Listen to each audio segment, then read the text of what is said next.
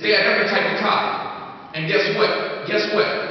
My man, the first car he bought cost $500. He went from that to a $500 car. And this is what he had to go through. And while he was going through it, he was calling me up. He was praying on the phone together. He was calling me up, texting me scripture. And he was going through all this.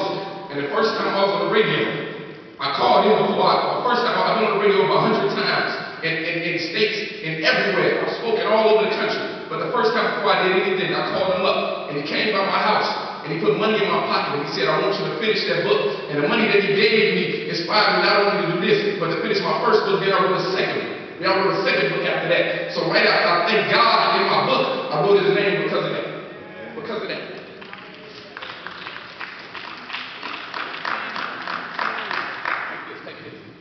Take this. Now I'm going to show you what happens.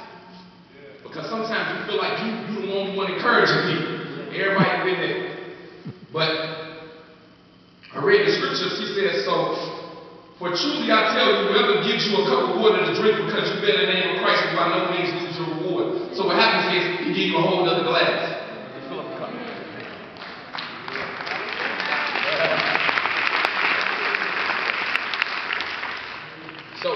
So I want you all to understand that while you're eating your Thanksgiving dinner, just remember that it's somebody not having a Thanksgiving.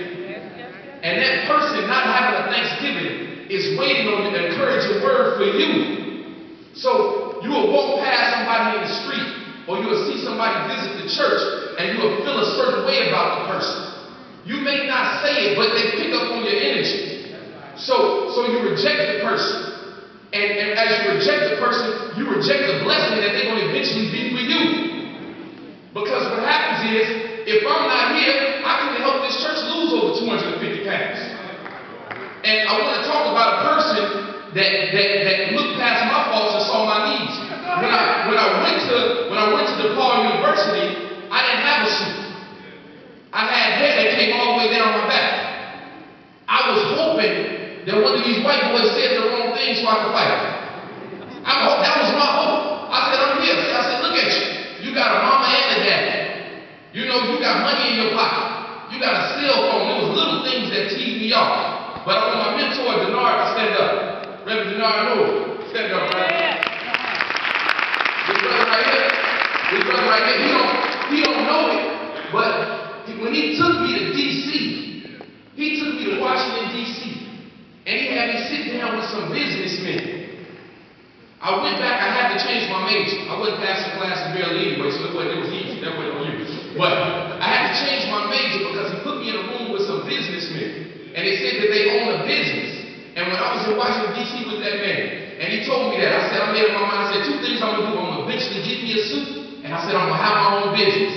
And he didn't know this at the time, but when you took me to Washington, D.C., and they had me read a book called The E-Myth Revisited. And when they gave me that book, and I read that book, it changed my mind about entrepreneurship. And I said, eventually I will have my own business and I won't work for nobody. I want to thank you for that, Denard. Yeah. I want my mentor, Edward Callahan, to stand up.